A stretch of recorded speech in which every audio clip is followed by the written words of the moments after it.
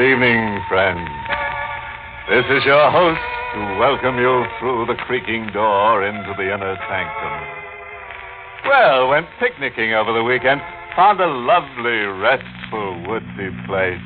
Oh, it was beautiful. So quiet, you could hear a body drop. And quite a few did. The sun was so hot that one of our party melted to the ground. I'd always wondered over that waxen look about Charlie. Still, it's an ill wind because Charlie had his usefulness at bat. Came the deep night, we ran a string through him and played marbles by candlelight.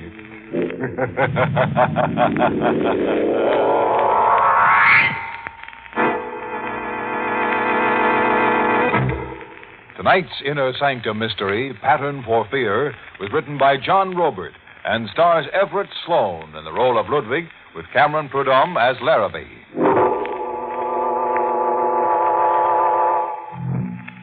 And now for tonight's ramble in the Never Never Land. We're in the Avalon Lounge, a fashionable metropolitan restaurant. A waiter approaches a table secluded behind an arrangement of tall potted plants. A lone patron sits at the intimate circular table for two. Your order, sir? If you please, I will take your order. You know what I want, Ludwig. Oh. Caught you unawares, huh? I had forgotten you. In 5 years, one forgets. Then I'll reintroduce myself. Captain Larrabee, 9th Precinct. Did you read the morning papers, maybe? I can recommend our lobster Newburg. The recipe... A page 1 headline says that Guthrie Stewart dropped dead of a stroke. Men die, Captain Larrabee. Every day men die, so that new I life... thought maybe with Guthrie Stewart dead and gone now, you'd want to talk about things. You were wrong, Captain Larrabee. I have no wish to talk. Well, in that case, I guess I'll just have to make myself comfortable and wait right here. You're just wasting your time. I don't think so, Ludwig. You're still suffering something in silence. Guthrie Stewart died without a word. But there's an envelope somewhere now on its way over here to you. An envelope? Yes, it's coming by special messenger. The envelope reads, to be delivered on Guthrie Stewart's death. Don't look so befuddled. Stewart's lawyer tipped me off about that envelope 15 minutes ago. I said I'll wait, Ludwig. What I really mean is, we'll wait. We wait, the policeman and I, in a grim watch for the messenger soon to come. Captain Larrabee doesn't say it, but I am his prisoner. The restaurant fills up with people, and my mind thinks back 5 years to this same table for two hidden behind the plants. I remember a conversation I overheard by chance, and the terror that came out. Are you absolutely clear on what you are to do? Lady, murder is my business. Very well. Repeat my instructions again. Okay, I'm up there on the terrace outside his bedroom holding a submachine gun. When the 11:30 train comes around the curve, I shoot to kill. You empty the machine gun into his bed. Understand? You empty it. You don't just want him killed, huh? There must be no chance of his surviving this time. This time? So you tried it before, huh? Yes. Here. The address is on the slip of paper. Read it, memorize it, and then destroy it. When do I get paid? Tomorrow at 6. Here at this table. I'll leave first. I watched her leave the restaurant. A heavily veiled woman in black whose face I could not see. A man was to be murdered by a killer for hire. A killer with a cold, businesslike look. I watched him read the address, tear it to bits, drop it into the potted plant, and then push the bits of paper under the earth. When he left, I recovered the bits of paper and pieced them together. The victim was Guthrie Stewart. The address was Havermeyer Heights, in the suburbs just outside the city. A man's life was in my hands. The murder was to be at 11:30. At 10, I was in Guthrie Stewart's library warning him. But he was only amused. And his wife, too. So I'm to be murdered in my bed. Yes, at 11:30 when the train goes around the curve. Well, darling, somebody's undoubtedly heard you snore and has finally decided to take drastic action. Well, you'll make a charming widow, Ellen, if it all comes true. Oh, But it is true, Mr. Stewart. You joke foolishly. I overheard them plotting. See, I have here the pieces of paper the killer threw in the base of the plant. Look. That's my name and address, all right. But what does it prove? I'm in the phone book. Anybody could jot down my name and address. Anybody. What did you say your name was again? Ludwig Heller. I am a waiter at the Avalon Lounge. You think perhaps I wrote your name down. The way you look at me, I see you think I am a crank. Even crazy, perhaps. Well, frankly, Ludwig, I don't know exactly what to think. You have no enemies? Not a one, so far as I know. I heard her speak. A voice lusting for blood. Your blood, Mr. Stewart. And I saw him. A man without a heart. A cold machine that kills. You are to die, Mr. Stewart. Hey, hear that? The train close to your home, just as I heard her say. Yes, laugh and make jokes, but when the 11:30 train goes around the curve, you are going to die, Mr. Stewart.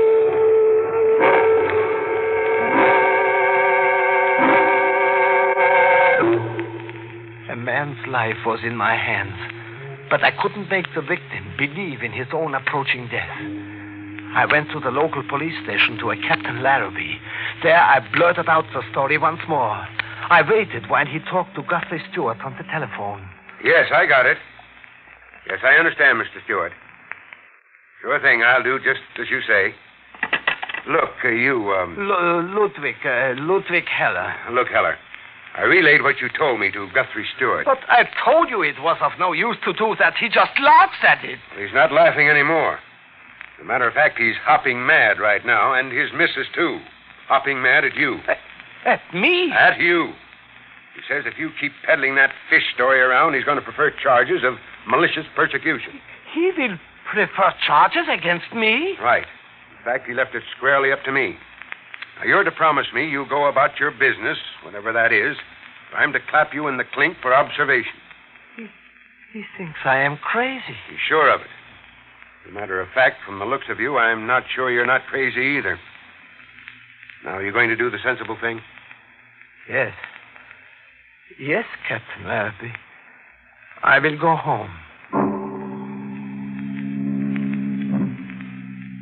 The sensible thing. Go home. 11 o'clock. In 30 minutes, a man would die, and his blood would stain all the rest of my life, because I was powerless to save him. The sensible thing. Go home, the police captain had said. But I did not go home. I had to see death look deep into its face. I returned to Havermeyer Heights to wait silently in the shadows on the terrace and watch. He was there, too. The killer and his machine gun. A black executioner waiting and ready.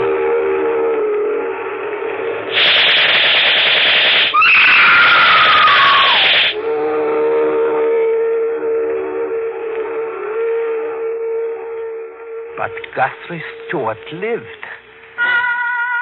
I saw them in the pale moonlight on the terrace. A shaken man and a frightened woman, both in their nightclothes, armed and unharmed, seeking the assassin, but afraid to search for him.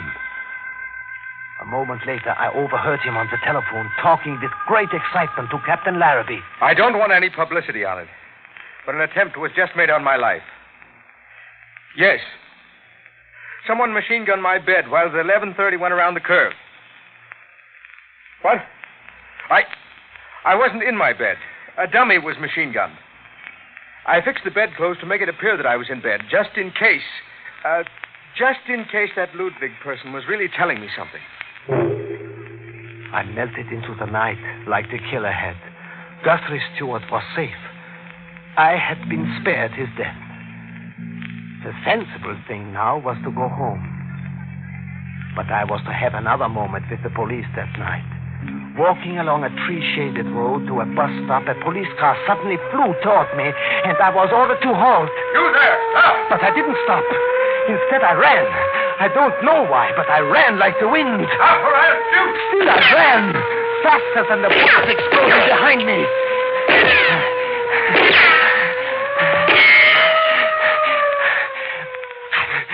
I found a neck of woods and hid. I lay face down in the earth for hours, listening to the night. And then, just before morning, I started back to the city, sneaking along the back roads like a fugitive. A curious thing had happened to me. In that night, the deep guilt I was sure the killer must feel had transferred itself to me.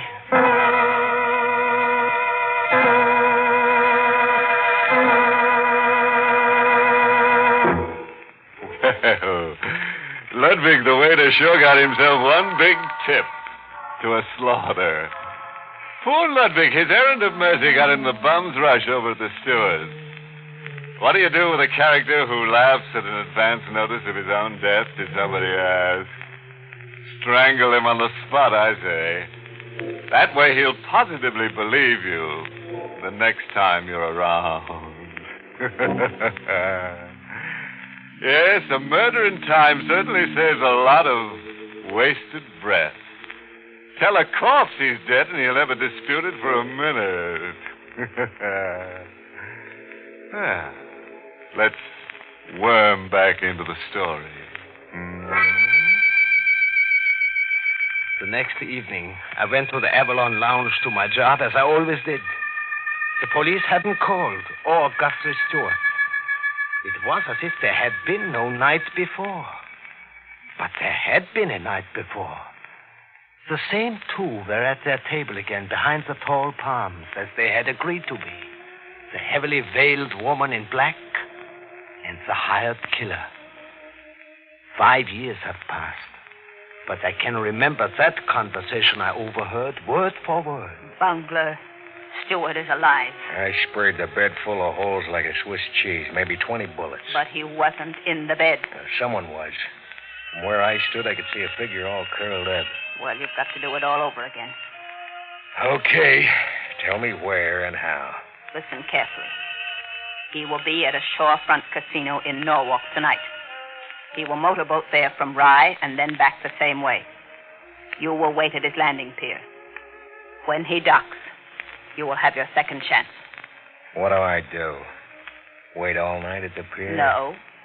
He always returns home close to midnight. Which landing pier do I wait at? Number 19. It's Stewart's privately. The motorboat he drives has a black eagle painted on it. Will he be alone?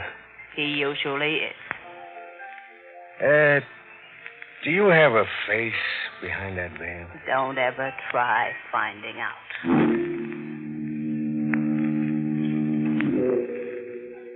Guthrie Stewart's life was in my hands a second time, as if I had been appointed keeper of his destiny. I was there, too, with the fog curling around me just before midnight on the docks facing the Long Island Sound. I hid. But as before, the executioner stood in the fog and mist, not 20 yards away from me, waiting. There were midnight chimes. And on the water, moving closer, the sound of a motorboat returning to dock. The black eagle on the prow was hardly distinguishable. And then a figure stepped out from the boat to the pier. I saw the killer move, and I screamed, "Stewart, look out! There is a gunman!"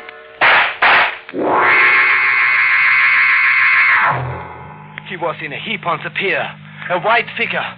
I ran to him and kneeled down to see if life had gone completely. Mr. Stewart! Mr. Stewart! That's not his name, Ludwig. You are alive! Very much so. But he... My pilot, Jameson. He got the bullets evidently intended for me. Do you get a pulse? No, I don't think I do, but I'm not experienced in such things. Then let me. He's alive. I will call an ambulance. No, I will. You go home. Oh, but Go home, Ludwig. It's better that you do for both of us. It is better for you that I go home? Yes. I'd like this treated discreetly. I'm an investment broker, quite an important one. I know. You know? Yes, I know a great deal about you. That's odd. Since I have been given your destiny in my keeping, in my hands, I have familiarized myself with things about you.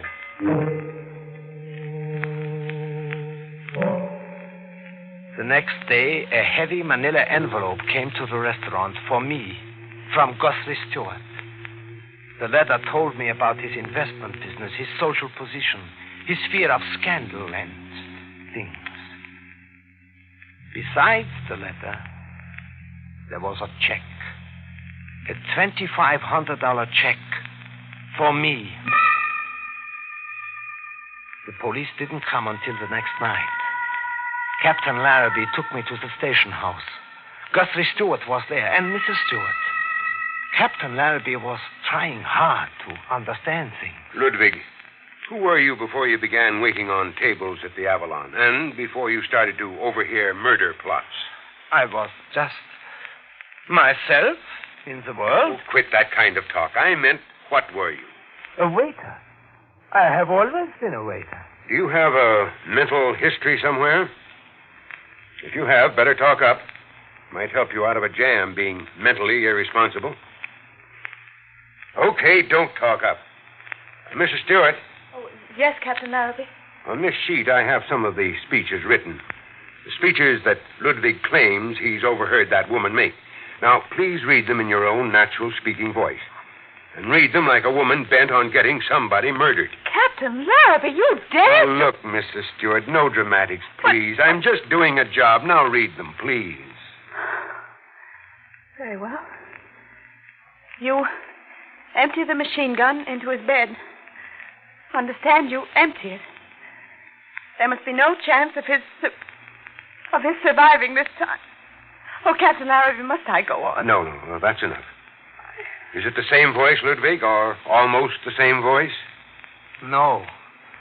The voices are entirely different. You can say that positively? Yes. Also, the other woman was taller and much stouter. Okay, that's that. And I'm not surprised. I'm sorry, Mrs. Stewart. You should be. Put your hands out, Ludwig. But put my hands out? That's right. Bracelets for you. Ludwig Heller, you're under arrest for attempted murder. I was sent to a mental ward for observation. There were tests, doctors examining me for weeks, and questions.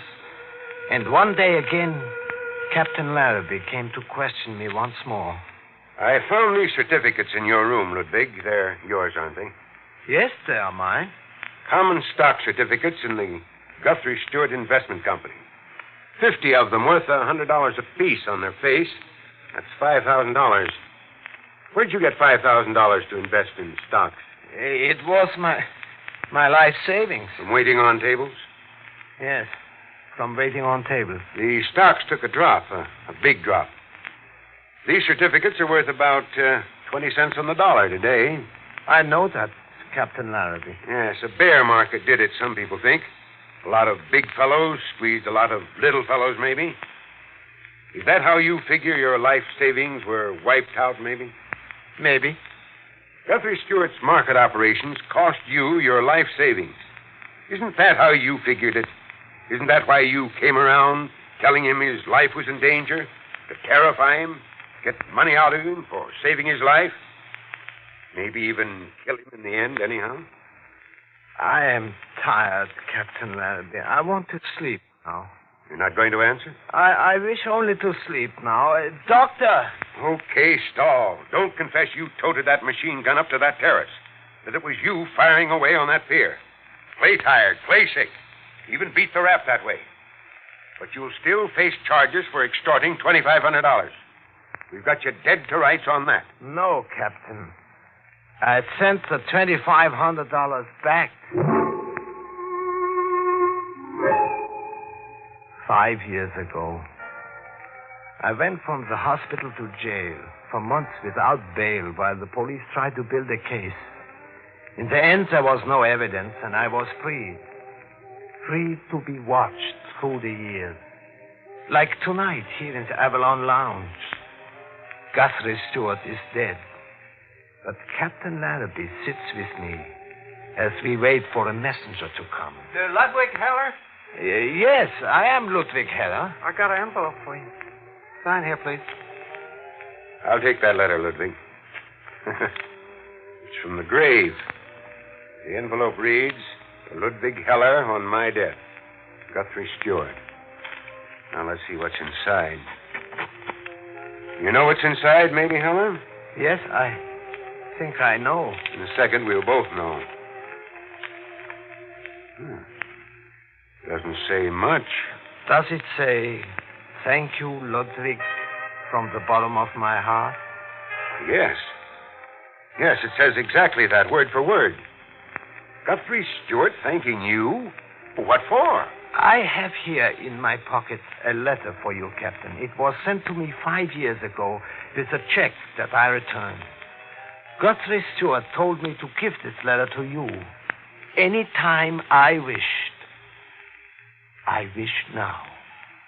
Here, Captain. Dear Captain Larrabee, Ludwig Heller's story is the truth, the whole truth. The woman plotting my murder is Ellen, my wife. Not out of hatred, Captain, but out of sickness. A mind that has never been strong. She lives in darkness, and I, too, because of her. If I can keep this secret, I can live and perhaps help her.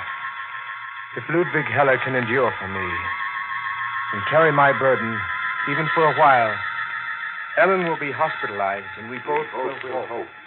If Ludwig Heller has the strength. Now, you understand, Captain Larrabee? Those stock certificates I found in your room. We put them there for you to find, Captain. Guthrie Stewart and I. You did that? You took the kind of rap you did for Guthrie Stewart? For a fellow human in distress, yes.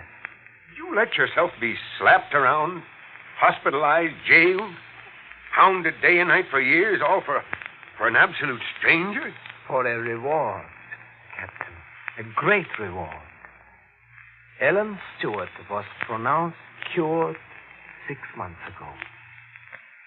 I am not too young in years, but it has fallen to me, a mere waiter on tables, to bring a new life into the world. The life of Ellen Stewart. Ludwig. Yes, Captain Larrabee? Let's shake hands.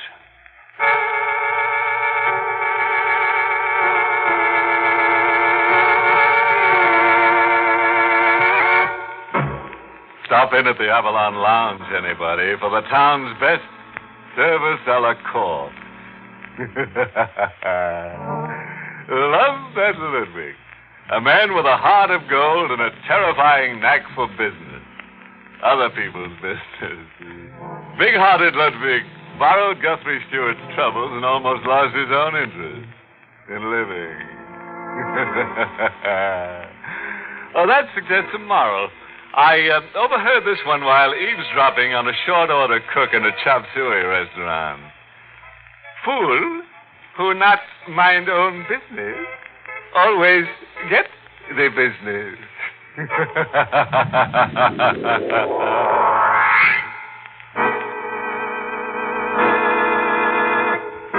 Inner Sanctum was heard in the United States over CBS, the Columbia Broadcasting System, and has been rebroadcast for servicemen and women overseas through the facilities of the United States Armed Forces Radio Service, the voice of information and education.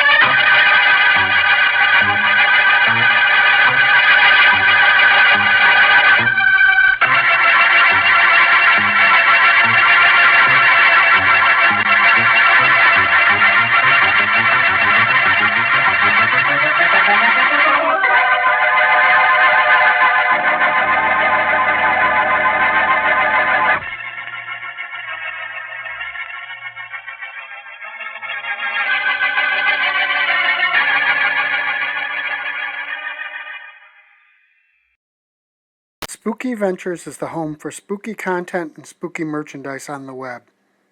Check it out today at spookyventures.com.